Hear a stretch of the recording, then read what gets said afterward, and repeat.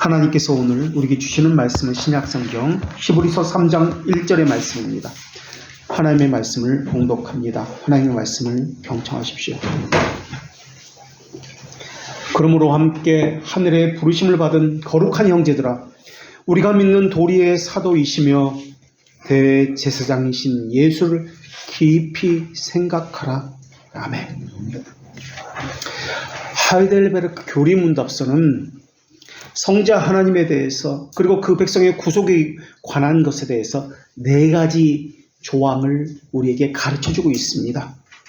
먼저 그분의 이름에 대해서 우리에게 가르쳐주고 있습니다. 그분의 이름, 호칭은 4가지로 우리에게 가르쳐주고 있는데, 예수, 그리스도, 하나님의 독생자, 우리 주, 이렇게 4가지입니다. 사도신경에서는 그것을 이렇게 고백하게 하는데, 나는 그의 아들 우리 주 예수 그리스도를 믿습니다 라고 말입니다. 그 이름을 가르쳐준 다음에 사도신경에서는 또한 그분의 지위에 대해서 우리에게 고백하게 합니다.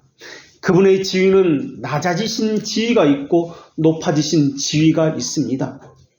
사도신경에서는 그분의 낮아지신 지위를 그는 성령으로 잉태되어 동정녀 마리에게 선하시고 본디오 빌라도에게 고난을 받아 십자가에 못 박혀 죽으시고, 이 4가지로 고백하게 합니다. 이 낮아지심은 비하라고도 하는데, 낮아지심은 단계마다 더 깊어지고 예수님 스스로 어떤 분인지 증언하고 선언하는 특징을 가지고 있습니다.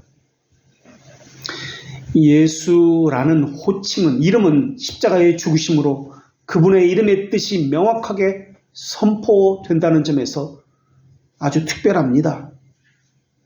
그런 다음 예수님의 구원사역은 낮아지심에서 높아지시는 그 상태로 옮겨가십니다. 사도신경에서 높아지신 그 지위는 4가지로 고백합니다. 장사된 지 사흘 만에 죽은 자 가운데서 다시 살아나시며 하늘에 오르시어 전능하신 하나님 우편에 앉아 계시다가 거기로부터 살아있는 자와 죽은 자를 심판하러 오십니다. 부활, 승천, 우편에 앉아 계심, 재림, 이 4가지를 사도신경에서 우리에게 고백하게 합니다. 하이델베르크 교리문답서에서도 마찬가지였습니다. 그리고 이 지위를 가르친 다음에 행하신 직분을 우리에게 고백하고 가르치게 합니다. 그리스도라는 이름은 기름 부음 받은 자라는 의미입니다. 성경에 보면 기름 부음 받은 자, 이 직분이 3가지 직분이 나옵니다. 그 직분은 선지자, 제사장, 왕의 직분입니다. 그리스도라는 말의 의미는 그분께서 이 선지자, 제사장, 왕의 직분을 가지고 그 직무들을 행하셨다라는 말입니다. 예수님은 예수라는 그 이름처럼 자기 백성을 구원하기 위해서 일을 하셨는데, 그 사역은 그리스도로서 하신 사역을 이야기합니다. 그래서 하이델베르크 교리문답서에서는 예수 그리스도와 관련해서 제일 먼저 가르치고 있는 것은 예수라는 이름의 뜻이 무엇인지를 우리에게 가르치고 있습니다. 왜냐하면 그분의 이름을 제일 먼저 우리에게 밝히고 있는 이유는 그분이 왜 이 땅에 오셨는가, 그분이 무엇을 행하셨는가를 알려주기 위해서였습니다. 아들을 낳으리니 그 이름을 예수라 하라. 이는 그가 자기 백성을 저주에서 구원할 자이심이라 라는 말씀에 의해서입니다. 모든 사람을 구원하는 것이 아니라 자기 백성을 죄에서 구원하기 위해서 오신 분이 예수라는 이름의 뜻이고, 또한 예수님이기도 합니다. 예수님이 오시는 성탄절 즈음에는 항상 하늘에는 영광, 땅에는 평화라는 글귀가 여기저기 써붙여져 있습니다. 그런데 성경에는 그렇게 나오지 않습니다. 성경에는 하나님이 기뻐하신 사람들 중에 평화라고 분명히 밝히고 있습니다. 이 말이 말하고자 하는 것이 무엇입니까? 예수라는 그 이름이 말하고자 하는 자기 백성을 죄에서 구원하기 위해서라는 그 의미입니다. 다시 말하면 이것은 칭의라는 뜻입니다. 모든 자가 기뻐하는 것이 아니라 죄에서 구원받는 그 하나님의 백성들만이 죄에서 구원받았기 때문에 기뻐한다. 그래서 그들에게는 평화가 있다. 심판이 있지 않다라는 말이 하늘에는 영광이요 땅에는 평화라는 의미입니다. 그래서 하나님의 자녀에게만 기쁨이 있고 평화가 있다는 말입니다. 그들만 구원받기 때문에 그렇습니다. 그런데 사람들은 그런 것은 관심이 없습니다. 성경은 왜곡합니다. 그리고 모두가 다 기뻐하고 하늘은 영광이다라고 이야기합니다. 예수란 이름의 뜻은 자기 백성을 구원한다는 뜻입니다. 이것이 하늘에는 영광이요 땅에는 평화라고 그렇게 천사들이 예수님이 오셨을 때 찬송을 했던 것입니다. 예수란 이름은 구약에서는 히브리어로 여호수아라고 합니다. 이 히브리식 이름이 헬라식으로 표현될 때 예수라고 합니다. 여호수아는 여호와께서 구원하신다는 뜻입니다. 성경에는 여호수아라는 이름이 몇 명의 이름이 나옵니다. 대표적인 사람이 두 사람인데 눈의 아들 여호수아는 광야 40년 생활 끝에 이스라엘 백성들을 가나안 땅으로 인도한 사람이 눈의 아들 여호수아입니다. 또 성경에는 여호사닥의 아들 여호수아라는 사람이 나옵니다. 이 여호수아는 대제사장입니다. 이 사람 역시 바벨론 포로에 있은 이 이스라엘 백성들을 이끌어서 가나안 땅으로 다시 들어가서 예루살렘에 거주하게 한 사람이 바로 이 대제사장 여호수아입니다. 하나님은 이 두 명의 여호수아를 통해서 이스라엘 백성을 구원하셨습니다. 그러나 그들의 구원은 지상적인 구원이었고 일시적인 구원에 지나지 않았던 구원이었습니다. 이것은 영원한 구원을 상징적으로 보여주는 이 땅에서의 상징적 사건이었고 상징적 인물이었습니다. 그 표징, 그 상징의 실제가 바로 예수 그리스도입니다. 진정한 구원자이십니다. 단지 광야 생활에서, 단지 포로 생활에서 구원하는 것이 아닙니다.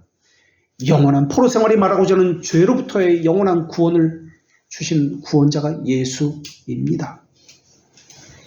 그분의 구원은 죄의 세력으로부터의 구원이고 율법의 저주로부터의 구원이었습니다.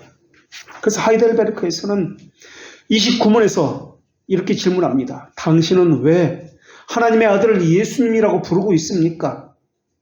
그분은 우리를 죄에서 구원하셨기 때문에 우리는 예수라고 부릅니다. 또 그분 외에는 어디서도 구원을 찾을 수도 없고 발견할 수도 없기 때문에 우리는 그분을 예수라고 부르고 있습니다. 라고 하이델베르크 교리문답 29문에서 가르쳐주고 있습니다. 예수님의 그 호칭은 사역과 관련해서 구원하는 사역, 예수님이 행하신 일과 관련해서 그리스도라고 부릅니다. 하이델베르크 31문에서는 또 이렇게 가르칩니다. 왜 당신은 예수님을 그리스도라고 부르고 있습니까? 그분은 선지자와 교사로서 하나님의 비밀적 방침과 의지를 우리에게 충분히 계시했기 때문에 우리는 그분을 선지자라고 부릅니다. 그분은 또한 유일한 대제사장으로서 자기 몸을 들여서 우리를 구원했기 때문에 그러하고 지금도 계속 중재하시기 때문에 우리는 그분을 대제사장이라고 부릅니다. 또한 그분은 영원한 왕이로서 우리를 다스리고 말씀으로 보존하기 때문에 우리는 그분을 그리스도라고 부릅니다. 이렇게 고백합니다. 그리고 32문에서 계속해서 그렇다면 당신은 왜 그리스도인이라고 불림을 받고 있습니까? 라고 묻고 있습니다. 왜냐하면 우리는 그리스도의 기름 부음에 참여한 자로서 그리스도께서 행하신 삼중직의 선지자, 제사장, 왕직의 직무를 우리도 우리의 삶 가운데에서 행하기 때문에 그렇습니다. 선지자로서 복음을 증거하는 삶을 살고 있기 때문에, 제사장으로서 자신을 산제물로 하나님께 드리기 때문에, 왕으로서 죄를 이기고 서로가 서로를 위해서 중보하고 또한 죄를 다스리기 때문에 우리는 그리스도인이라고 부르고 있습니다. 라고 가르치고 있습니다. 오늘 본문에서는 예수님을 사도라고 그렇게 부릅니다. 사도라는 단어는 아포스톨로스라는 단어입니다. 신약 성경에서 예수님을 사도라고 부르는 이 이름의 호칭은 여기가 유일합니다. 일반적으로 예수님을 사도라고 부르지 않습니다. 로마 황제는 로마 제국을 다스리기 위해서 황제를 대변할 수 있는 관리들을 곳곳 지역에 임명했습니다. 그 대리자들은 이 황제와 동등한 권위를 가졌습니다. 그래서 당시 신약시대에 그 관리들을 아포스톨로스라고 불립니다. 성경에서는 예수님의 제자들에게도 이 단어가 사용되었습니다. 아포스톨로스, 사도라는 단어입니다. 사도라고 하고 있는 것은 하나님으로부터 파견된 전권 대사라는 것을 강조하기 위해서 예수님에게도 그 단어가 사용되었다고 보여집니다. 보냄을 받은 자는 보내신 분의 뜻을 따라서 그대로 전해야 하는 사명을 가지고 있습니다. 그리스도는 하나님의 보냄을 받아서 하나님의 뜻을 전하셨습니다. 그리고 그분 자신이 말씀 자체이기도 했습니다. 그리스도 안에는 모든 지혜와 지식의 보화가 감추어져 있습니다. 그 보화를 꺼내어서 자기 백성에게 구원의 소식을 전해주셨고 그들을 죄에서 구원해 주신 분이 예수 그리스도이십니다. 사도는 어떤 목적을 위해서 파송된 사람들을 이야기합니다. 그런 의미에서 우리도 하나님으로부터 이 땅에 보냄을 받은 사람입니다. 우리는 왜 이 땅에 살고 있습니까? 하나님으로부터 생명이 주어져서 이 땅에 보냄을 받았기 때문에 그렇습니다. 하나님으로부터 보내졌다는 말의 의미는 우리는 이 땅에서 해야 할 일이 있다는 말입니다. 예수 그리스도라는 말의 의미처럼 그리스도인으로서 삼중직에 해야 하는 일이 있습니다. 칼빈은 지상에서의 삶을 세 가지로 이야기합니다. 신자의 삶은 첫째는 감옥의 삶이라고 이야기합니다. 신자의 삶이 감옥의 삶이라고 하는 것은 자신의 한계를 알고 산다는 의미이기도 합니다. 사람은 반드시 죽어야만 합니다. 생명을 유지하기 위해서는 반드시 먹어야만 합니다. 아무리 발버둥 쳐도 그 한계를 벗어날 수가 없습니다. 감옥이라는 말의 의미는 죄의 잔재에 아직도 갇혀있다는 말의 의미이기도 합니다. 자기 스스로 자기를 구원할 수 없다는 것을 알기 때문에 상한 심령으로 살아갈 수밖에 없다라는 말의 의미이기도 합니다. 그래서 상한 심령이 바로 예배입니다. 두 번째로 칼빈은 신자의 삶을 초소라고 그렇게 이야기합니다. 초소라는 것은 해야 할 일이 있다는 말의 의미입니다. 내가 지켜야 할 의무, 행해야 할 의무가 있다는 개념이 초소라는 개념입니다. 믿음의 결과가 회개의 삶입니다. 칭의를 받은 사람은 하나님을 경외하고 두려워하는 삶으로 죄들의 용서함을 받았다는 것을 스스로 증명합니다. 하나님께서 자신을 이 땅에 왜 보내셨는지, 왜 자신을 거룩하게 구별하였는지 잘 알고 있습니다. 그래서 신자는 부르심의 이유를 따라 삼중직의 직무를 행하며 이 땅에서 살아갑니다. 그 일을 완수하기 위해서 나를 보내신 분의 뜻이 무엇인지 헤아리고 그분의 뜻대로 행하려고 합니다. 초소를 지켜야 하는 분명한 이유가 있기 때문에 그렇습니다. 그것이 자신의 존재 이유입니다. 신자의 삶을 칼빈은 세 번째로 나그네의 삶이라고 이야기합니다. 왜냐하면 신자는 목적지가 분명한 삶을 살고 있기 때문에 그렇습니다. 그곳을 향해서 날마다 나아가는 삶을 살고 있기 때문에 그렇습니다. 그래서 삶의 목적이 분명하지 않은 사람은 상황에 따라 살게 되어 있습니다. 신앙의 불굴의 정신도 없고 신앙의 무엇인지 개념도 없습니다. 자기 편리한 대로 이 땅에 매어 사는 것이 전부입니다. 우리는 기도를 해도 마찬가지입니다. 하나님이 그 기도를 들어주셔야 하는 이유가 무엇입니까?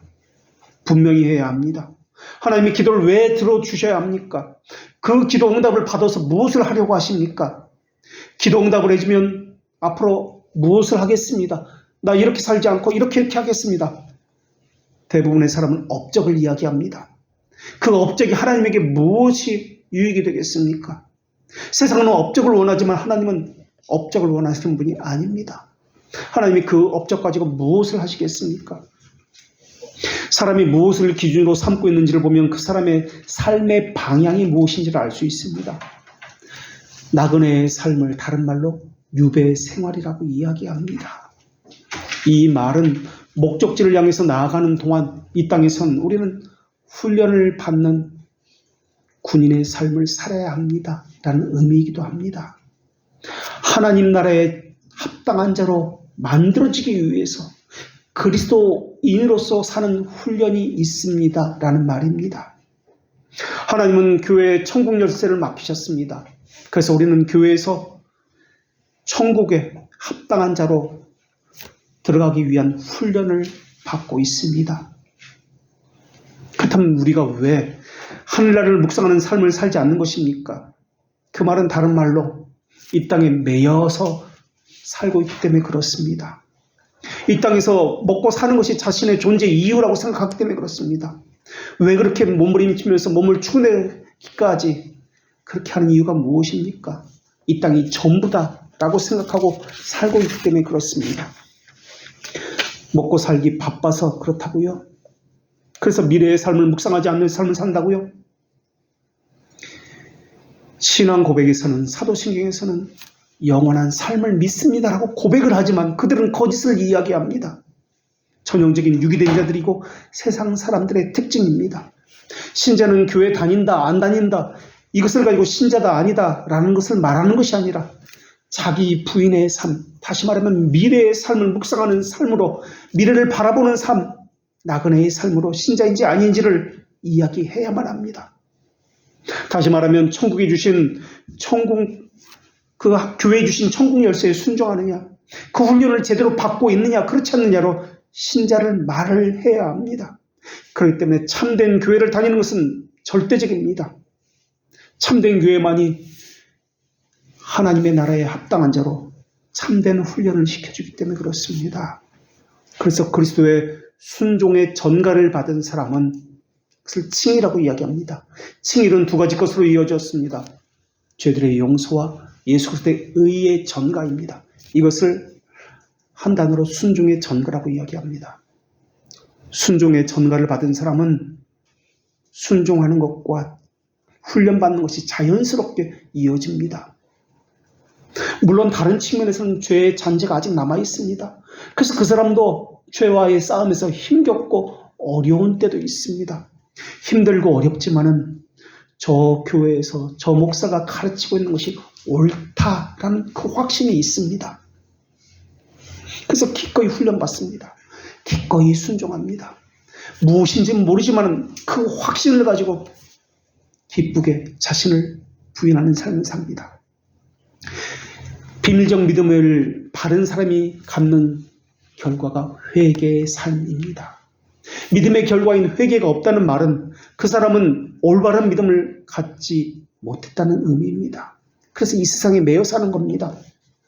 그렇게 사는 것은 연약해서가 아닙니다. 먹고 살기 힘들어서 그렇게 사는 건 아닙니다. 하나님의 자녀가 아니기 때문에 육체의 본성에 매여서 그렇게 사는 겁니다. 하늘을 소망하지 않기 때문에 그렇게 사는 것입니다. 신자는 영원에서 선택된 사람입니다. 우리의 행위에 따라서 선택된 것이 아닙니다. 그래서 영원에서 선택되었기 때문에 영원을 바라보며 살아가게 되어 있습니다. 그래서 하늘의 부르심을 받았다면 어떤 삶을 살아야 할지가 나옵니다.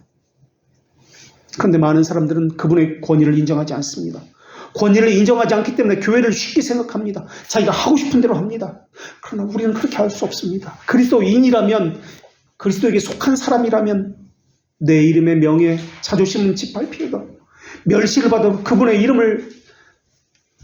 명예를 지키는 것이 우리의 사명이기 때문에 그분의 명예를 지킵니다. 교회를 함부로 하지 않습니다. 교회의 머리는 그리스도이기 때문에 그렇습니다. 그러나 그분의 이름을 멸시하는 자들은 자기 유익만 구합니다. 자기 필요만 하나님께 구합니다. 하나님의 어떤 분야에 관해서는 관심이 없습니다. 그들은 하나님의 권위에 대해서 두려워하지 않습니다. 하나님의 기록된 말씀의 권위에 대해서도 전혀 두려워하지 않습니다. 오히려 무시합니다. 자기가 원하는 것, 이것만 그들은 관심이 있습니다. 그저 자신이 편안해지는 것, 자신의 이름이 나는 것, 잘 되는 것, 이것이 관심입니다. 확대된 자기가 동심원을 그립니다. 그리고 우선순위에 있어 맨 나중에 교회입니다. 교회가 있으면 좋고 없어도 별 상관하지 않습니다. 자기 중심으로 동심원을 그리기 때문에 자기만 잘 되면 됩니다. 자기 유익을 위해서 교회가 필요할 뿐입니다. 그래서 교회는 언제든지 옮겨갈 수 있는 것입니다. 하나님의 권위가 무너지든 교회의 권위가 무너지든 그들은 관심이 없습니다. 자기 생각만 합니다. 다른 지체를 돌아보지 않습니다. 그런 자이기 때문에 자기의 유익을 따라서 움직입니다. 하나님의 말씀에 불순종하는 것은 당연합니다. 우리는 개혁교회에 다니고 있습니다. 우리는 개혁교회에서 하나님의 말씀대로 살겠습니다. 하나님의 말씀에 따라 순종하면서 행하겠습니다. 서약을 합니다. 공적인 서약을 하지 않더라도 이 교회에 왔다는 것 자체가 이 교회의 질서를 따라서 살겠습니다. 행하겠습니다. 이 교회의 질서를 따라서 예배에 참여하겠습니다라는 뜻입니다. 이 교회는 개혁교회입니다. 하나님의 권위에 철저히 순종하겠습니다 라는 뜻에서 우리는 성경에 종속된 교회입니다. 이 교회는 물질이 아닙니다. 숫자와 외형을 따지는 것이 아닙니다. 오직 하나님의 말씀에 순종하는 교회입니다 라고 천명된 교회입니다. 그것을 위해서라면 우리는 멸시를 받아도 좋습니다. 세상으로부터 비방을 받아도 좋습니다. 오히려 그것을 기뻐합니다. 하나님의 거룩하신 이름만이 드러나고 높임을 받는다면 말입니다. 오직 성경 말씀에 종속된 교회, 성경이 명하지 않는 것은 절대 따르지 않는 교회가 개혁교회입니다. 현재의 삶을 경멸하지 않는 사람, 이 땅에 매여 사는 사람은 중생된 자가 아니라는 결론을 낼 수밖에 없습니다. 그런 사람은 이 교회에 어울리지 않습니다. 훈련을 받지 않으려는 사람은 하루속히 이 교회에서 나가시기를 개인적으로는 바라고 있습니다. 신앙생활의 시작은 하늘나라의 삶을 사모하는 것으로부터 시작됩니다. 신자의 삶은 미래의 삶을 묵상하는 것입니다. 그리고 자신의 존재의 가치를 하나님의 부르심에서 가져옵니다. 영원에서 영원을 바라보며 삽니다. 영원에서 부르신 하나님의 그 부르심에 자신의 존재로 생각하기 때문에 그렇습니다. 그래서 이 땅에서 살고 있으나 이 땅의 메인 삶을 사는 것이 아닙니다. 영혼을 바라보며 살고 있습니다. 그렇지 않은 사람은, 이 땅의 메인 사람은 이 땅을 자기 뿌리로 알기 때문에 자기 부모를 자기 존재의 근원으로 알고 생각합니다. 아닙니다. 우리 존재의 시작은 그곳이 아닙니다. 부모는 단지 하나님의 청지기입니다. 하나님의 자녀를 이 땅에서 잠시 맡아 기르라고 하나님으로부터 버림을 받은 존재가 부모입니다. 그것을 알지 못하니까 세상 가치관을 가지고 자식에게 매여 사는 겁니다. 이 땅에 매여 사는 겁니다. 그렇게 부대끼면서 사는 겁니다. 자식에게 자신의 욕망을 투영해서 내가 이루지 못한 행복을 자식이 이루어지기를 바라는 마음으로 자기를 희생하면서 그렇게 살고 있는 것이 이 땅의 부모의 모습입니다. 아닙니다. 우리의 부르심은 그것이 시작이 아닙니다. 영원에서입니다. 부모는 하나님의 부성애를 그 자녀에게 보여주라고 하나님으로부터 보냄을 받아서 이 땅에 존재하는 하나의 표징이고 상징에 불과합니다. 기억하십시오. 육신의 부모는 실제가 아닙니다. 육신의 부모는 우리에게, 그 자녀들에게 하나님의 아버지를 보여주라고 하나님께서 우리에게 보내주신 표징이고 상징적 존재입니다. 만약에 그 부모가 하나님 아버지를 보여주지 못했다면 우리는 불쌍한 사람이 될 것입니다. 그러한 가정에서 자라는 사람은 부모의 원형이며 실제이신 삼위 하나님을 더더욱 바라보아야 할 것입니다. 하나님의 부성애를 보지 못한 만큼 더 하나님을 의지해야 할 것입니다. 그런데도 불구하고 불신자 부모를 두었는데도 불구하고 하나님께서는 그 부모에게 하나님 아버지의 사랑을 부어주신다는 것을 또한 기억하셔야 합니다. 그 부모는 자녀의 보호자입니다. 자녀를 양육합니다. 늘 염려하고 사랑합니다. 하나님께서 부모들의 마음 가운데 그 심정을 심어주셨기 때문에 그렇습니다. 그것을 주신 궁극적 원인자이신 보호자이신 하나님을 바라보며 살게 하기 위해서입니다. 불신자 부모를 두어서도 그 안에서 일반 은총을 발견할 수 있습니다. 그 하나님을 바라보고 살아라고 그렇게 하신 것입니다. 부모에게 매여서 원형이며 실제이신 하나님을 버리라고 그렇게 살라고 부모를 주신 것이 아니다라는 것입니다. 우리는 우리 자신의 것을 전하는 사람이 아닙니다. 원형과 실제를 전하는 사람입니다. 예수님도 아버지의 뜻에 순종하여서 십자가를 지셨습니다. 내 뜻대로 마옵시고 아버지의 뜻대로 하옵시고, 이것이 예수님의 삶이었습니다. 우리 역시 내 뜻대로 마시고 하나님의 뜻이 이 땅에서 이루어지리다라고 기도하고 있지 않습니까? 그 기도가 실제라면 그렇게 살아가야 되는 것이 마땅한 것 아닙니까? 그래서 그 기도가 진실이라는 것을 보여주어야 되는 것 아닙니까? 그렇지 않다면 말과 삶은 다른 위선자, 하나님을 경멸하는 자에 불과합니다. 자녀는 내 자녀가 아니라 하나님의 자녀라는 개념을 우리 자녀들에게 심어주어야 합니다. 내가 키우는 것이 아니라 하나님이 키우는 것입니다. 그것이 되지 않으면 내 억지가 들어가게 되어 있습니다. 내 욕망을 아이에게 투영하게 되어 있습니다. 그래서 내가 이루지 못한 욕망을 이 아이가 대신 이루어주기를 바라며 이 아이에게 매어 살게 되어 있습니다. 우리의 삶은 하나님의 것을 전하는 삶이어야 합니다. 그래서 부모가 해야 하는 일은 자녀들에게 너는 내 자녀가 아니다, 하나님의 자녀다라는 것을 심어주어야 합니다. 내가 낳았기 때문에 내 것이라고 생각해서는 안 됩니다. 부모의 원형이신 하나님을 그들에게 보여주어야 하고 전해주어야 합니다. 자녀의 관계에서 부모가 이 땅에 존재하는 이유는 이 자녀에게 살아계신 하나님을 가르쳐주는 사명을 받았기 때문에 그렇습니다. 우리는 우리 자녀는 물론이고 우리 부모 형제들에게 보냄을 받은 아포스톨로스입니다. 우리는 하나님의 말씀을 전하기 위해서 때로는 권면합니다. 때로는 훈계하기도 합니다. 거짓을 참된 것이라고 여기면서 살고 있는 그들을 내버려 두어서는 안 될 것입니다. 자신의 존재의 시작을 이 땅이라고 생각하기 때문에 미래의 삶을 믿지 않는 그들을, 묵상의 삶을 없는 그들을 그냥 내버려 두어서는 안 됩니다. 이들은 예정론이라고 배워서 알고는 있지만 믿지 않는 이들입니다. 예정이라는 개념은 영원이라는 개념이고 영혼을 향해서 나아간다는 개념입니다. 그 영생, 영원한 삶이 있다는 것을 믿는 것이 예정론입니다. 말만 교회를 다니는 사람이지 그들은 하나님을 믿는 사람들이 아닙니다. 그들에게 바른 진리를 가르쳐야 되는 것이 우리의 사명입니다. 그런데 사람들은 지독하게 미래의 삶에 대해서 훈련을 받지 않으려고 합니다. 그래서 하나님께서는 우리로 하여금 격려하기 위해서 때로는 달콤한 가시적인 것들을 우리에게 주시기도 합니다. 남들보다 과분한 은혜를, 자리를, 위치를 주시기도 합니다. 내 능력으로는 그럴 수 없는데 때로는 다른 사람보다 내 이름을 높여주시기도 하는 분이 하나님이십니다. 때로는 다른 사람을 통해서 가시적인 기쁨과 위로를 주시는 분이 하나님이십니다. 이런 것은 나를 격려하시기 위해서 주시는 것인데, 가시적이고 상징적인 물질을 주시는 것인데 이것이 전부가 아닙니다. 하늘나라를, 하나님을 바라보게 하기 위해서 주시는 외적인 표징과 상징이 이것입니다.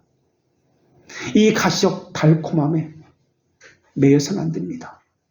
오히려 이 가시적인 외적 상징들은 자기를 부인하는 훈련을 통해서 하늘을 사모하기 위해서 주신 것인데, 이 안에 담겨진 내적인 표징과 표징된 것이 중요한 것인데 사람들은 왜 하나님이 이것을 주셨는가 살피지 않습니다.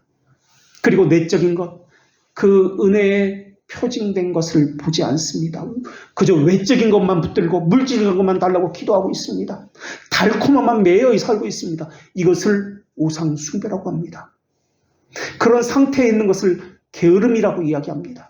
게으름은 아무것도 하지 않았다는 뜻이 아니라 자기 삶에 만족하고 안주하는 것을 게으름이라고 이야기합니다. 게으름은 하늘나라를 소망하지 않게 합니다. 이 땅에 매여 살게 합니다. 사명을 다하지 못하게 합니다. 게으름에 안주하게 될 때 이것을 물리칠 수 있는 유일한 길은 성경 교리입니다. 성경 교리는 나를 보내신, 이 땅에 보내신 그분의 명령입니다. 교리는 내가 누구인지 다시 정신을 차리게 만듭니다. 다시 한번 나의 부르심이 무엇이고 존재 이유가 무엇인지 정신이 바짝 들도록 하게 만드는 하나님의 명령입니다. 하이델베르크 교리문답 제1문이 당신의 유일한 위로는 무엇입니까? 라고 묻고 있습니다. 위로라는 단어를 사용해서 묻고 있지만은 사실 이 단어는 위로라는 단어가 아니라 교리라는 단어입니다. 이 교리문답서 1문에서 위로라고 사용하고 있는 이 단어는 성경에서 가져온 표현입니다. 하나님께서 이사야 선지자를 보내시면서 그의 백성들에게 말씀을 전하라고 하셨을 때 가르쳐라, 내 백성을 가르쳐라 라고 말씀하지 아니하시고 위로하라, 내 백성을 위로하라 라고 이사야 40장 1절에서 말씀하셨습니다.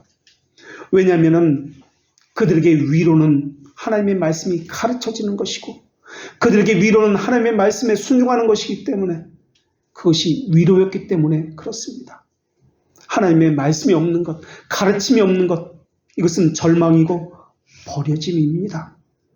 그래서 성경의 위로는, 다시 말하면 가르침은 우리에게 소망이 되는 것이고 우리를 고치는 유일한 방법이 되는 것입니다. 로마서 15장 4절에서는 이것을 성경의 안위로라고 표현하고 있습니다. 위로에 대해서 교리문답서가 우리에게 가르치는 것은 사람에 관한 것이 아니었습니다. 하나님의 계시와 하나님의 행하신 큰 일에 관한 것이었습니다. 그래서 하나님은 우리가 게으름 가운데 있을 때, 자신이 존재 이유를 잃어버렸을 때 우리에게 말씀으로 경고하시고 책망하시고 또한 그것은 위로로 우리에게 주어지는 것입니다. 하나님의 부르심을 받은 사람, 그리고 하나님에게서 보냄을 받은 사람을 사도, 아포스톨로스라고 합니다. 자신의 의미가 무엇인지를 압니다. 그리고 이것에 충실히 행하는 사람입니다. 그래서 항상 자신을 점검합니다. 나를 보내신 분의 뜻을 다 전하지 못하고 있는 것은 없는지, 내가 그분의 명예에 누가 되지는 않고 있는지 그분을 말씀을 잘 살핍니다. 선포된 말씀을 묵상하고 숙고하고 자신의 심정에 담습니다. 이것을 가지고 그 말씀으로 자신을 훈화하고 책망하고 두렵게 하고 보존하고 완전케 하려고 합니다. 그 약속을 붙듭니다. 그런 면에서 우리 교회는 이런 묵상 훈련을 해야만 등록교인이 될 수 있습니다. 그것이 또한 저의 부르심이라고 저는 생각하고 있습니다. 귀찮습니다. 하기 싫습니다. 본성이, 죄된 본성이 하나님께 가까이 나아가는 것을 막기 때문에 그렇습니다. 이 땅에 매여 사는 것, 이것만 묵상하고 생각하기를 좋아하기 때문에 그렇습니다. 그래서 그것 때문에 교인 수가 늘지 않을지도 모르겠습니다. 그것 때문에 지쳐서 떨어져 나가는 수도 있습니다. 그런데 그것이 신앙의 시작입니다. 그것을 가르쳐야 합니다. 그것을 강조해야 합니다. 그리고 이것은 중생한 자라면 반드시 맺는 저절로 이루어지는 열매입니다. 그래서 대교리문답, 웨스트민스터 대교리문답 160문에서도 숙고하고 묵상함으로 열매를 맺게 된다라고 가르치고 있습니다. 왜 삶이 안 변합니까? 묵상의 삶이 없기 때문에 그렇습니다. 하나님의 말씀이 자신을 다스리지 않기 때문에 그렇습니다. 물론 교회에서는 모두가 다 하나님의 자녀라는 것을 전제로 가르치고 있습니다. 하나님의 자녀는 순종하고 따를 것이며 그렇지 않은 자는 따르지 않을 것입니다. 돌트레이트 법규 5장 14항에서도 말씀을 듣고 읽는 것뿐만 아니라 묵상하고 숙고하고 두렵게 하고 훈계하고 성례를 사용해서 보존하고 지속하고 완전케 하는 것을 다 포함해서 복음 선포라고 이야기합니다. 복음 선포는 말만 전하는 것이 아닙니다. 읽는 것뿐만 아니라 듣는 것뿐만 아니라 묵상하고 숙고하고 이 말씀으로 나를 두렵게 하고 훈계하고 성례를 사용해서 보존하고 지속하고 완전케 하고 약속을 붙드는 것, 이것이 복음 선포라고 가르치고 있습니다. 사도는, 아포스톨로스는 복음을 증거하는 사람이며 교회를 세우는 사람입니다. 사도는 교회 열세, 천국 열세권에 참여한 사람입니다. 그래서 거룩한 보편 교회를 세우는데 수고하는 사람입니다. 우리 역시 마찬가지입니다. 우리는 교회를 다니는 사람이 아닙니다. 교회를 세우는 사람입니다. 바르게 되도록 세우는 사람입니다. 교회는 건물이 아니라 바로 우리 자신이고 우리 자신의 삶입니다. 요셉은 애굽의 총리가 되어 자신의 형제들을 만나게 됩니다. 이때 요셉은 하나님이 생명을 구원하시려고 나를 당신들보다 먼저 이곳에 보내셨나이다 라고 고백합니다. 이때 보내셨나이다 라는 단어가 바로 아포스톨로스입니다. 이 사도라는 단어입니다. 하나님이 우리를 이 땅에 보내신 이유, 하나님의 말씀을 전하라고 우리 가족에게, 우리 형제들에게, 믿지 않는 자들에게 보냈다는 것을 잊지 말아야 합니다. 바울은 한 형제를 그 교회에게, 너희에게 보낸다고 할 때 이렇게 소개하며 보냅니다. 디도로 말하면 나의 동료요, 너희를 위한 나의 동역자요, 우리 형제들로 말하면 여러 교회 사자들이요, 그리스도의 영광이니 라고 합니다. 그렇다면 우리는 어떻습니까? 우리는 어떠한 평가를 받고 있습니까? 하나님으로부터 보냄을 받은 자라는 평가를 받고 있습니까? 그리스도의 영광이라고 불려지고 있습니까? 사도 바울은 다른 성경에서는 이렇게 하나님의 말씀을 전합니다. 그러므로 여러 교회 앞에서 너희의 사랑과 너희에 대한 우리의 자랑의 증거를 다른 지체들에게 보이라라고 말입니다. 우리는 어떻습니까? 우리의 자랑을, 그 증거를 다른 지체들에게 보이고 있습니까? 하나님으로부터 보냄을 받은 사람이라면 나를 보내신 이의 뜻을 알려고, 행하려고 할 것입니다. 그것을 위해서 교리를 공부할 것이고 하나님의 뜻이 무엇인지 바르게 알기를 간절히 소망할 것입니다. 그래서 사도 바울은 에베소 교회에 하나님의 말씀을 전하면서 그러므로 어리석은 자가 되지 말고 오직 주의 뜻이 무엇인지 분별하라 라고 말씀을 전했습니다. 하나님이 왜 이 땅에 우리를 보내셨고 생명을 주셨습니까? 하나님의 계획이 무엇인지 알고 계십니까? 하나님께서 나를 이 교회에 보내셨다는 확신을 갖고 계십니까? 신앙이라고 하는 것은 하나님께서 주신 그 소명, 부르심 때문에 교회와 함께 교회를 끌어안고 울어본 사람만이 누릴 수 있는 것입니다. 이 세상의 길가에 구르는 돌멩이 하나라도 하나님께서는 목적 없이 만드신 것이 없습니다. 하물며 하나님의 형상대로 창조된 사람은 어떻겠습니까? 하나님께서 여러분에게 주신 사명은 무엇입니까? 부르심의 존재 이유는 무엇입니까? 여러분은 믿지 않는 가족들을 늘 대면하고 있습니까? 그렇다면 믿지 않는 가족들을 구원하라고 여러분을 그 가족에게 보내신 것입니다. 믿어도 잘못된 것을 진리로 믿고 있는 사람이라면 그들에게 바른 것을 가르치라고 여러분을 그 가족에게 보내신 것입니다. 사명은 하늘로부터 들려오는 신비한 음성이 아니더라도 자신의 삶에서 놓여있는 그 삶의 정황에서 금방 알 수 있는 것들입니다. 바로 그 자리에 놓여있다면 거기서부터 하나님의 부르심의 존재 이유가 시작됩니다. 외부로 드러나는 것만이 아니라 내부적인 것도 있을 것입니다. 자신의 게으름을 고치는 것도 사명일 수 있고 자신의 성화되지 못한 못된 성품을 고치는 것도 있을 수 있습니다. 하나님의 은혜가 유지되고 있다면 그 사명은, 그 생각은, 그 부르심의 존재 이유는 계속 살아있을 것입니다. 신앙에 대한 분명한 목표가 분명하다면 최선을 다해서 그것을 성취하고 싶은 긴장감이 살아있을 것입니다. 하나님을 의지하려는 끊임없는 마음도 솟아날 것입니다. 삶이라는 것은 부르심에 따라 흘러가게 되어 있습니다. 자기 존재 이유가 무엇인지 알고 있는 것에 따라 우선순위가 달라지게 될 것입니다. 무엇이 중요합니까? 무엇이 가치 있다고 여겨지고 있습니까? 하나님의 부르심을 중심으로 자신의 삶이 정비되고 동심원을 그리고 있습니까? 물론 하나님은 인격적인 분이라 언제든지 우리는 사명을 회피할 수 있습니다. 요나도 하나님께서 부르신 그 사명을, 부르심의 이유를 저버리고 욥바로 도망쳐갔습니다. 마침 배도 있었습니다. 배를 타자마자 풍랑을 만났더라면, 해적이나 강도를 만났다면 다 가지 못했을 텐데 하나님은 요나가 욥바까지 끝까지 가도록, 목적지 가도록 그냥 내버려 두셨습니다. 주님을 벗어나도 순조롭게 살 수 있다는 것을 보여주는 것입니다. 인격적인 하나님이기 때문에 그렇습니다. 하나님은 우리의 선택을 기뻐하시기 때문에 그렇습니다. 여기 있는 분들 가운데서도 요나처럼 불순종 가운데 도망가는 사람이 있을 것입니다. 배를 타고 있는 사람도 있을 것이고 어쩌면 풍랑을 만난 사람도 있을 것이고 바닷속에 던져진 사람도 있을 것입니다. 어떤 사람은 배 안에서, 욥바로 가는 그 배 안에서 평안히 잠을 자고 있는 사람도 있을 것입니다. 그러나 하나님과의 화목에서 오는 진실한 기쁨은 그것은 경험해 본 사람만이 알 것입니다. 그 기쁨을 경험해 본 사람은 죽음을 이깁니다. 예수 그리스도께서 세상을 이기셨고 죽음을 이기셨기 때문에 그렇습니다. 그러나 세상에 매여 사는 사람에게는 이런 것이 없습니다. 기쁨이 없습니다.